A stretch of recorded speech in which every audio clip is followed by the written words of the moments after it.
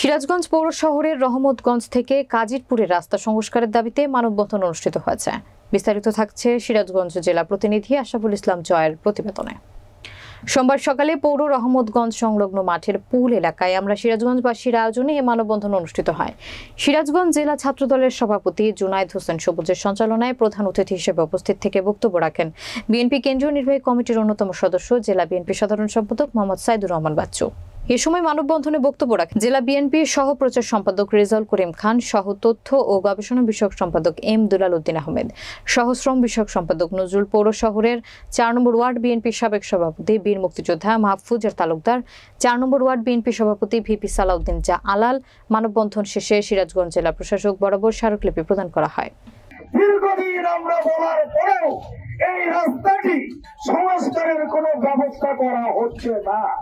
তাই আজকে এই স্কুল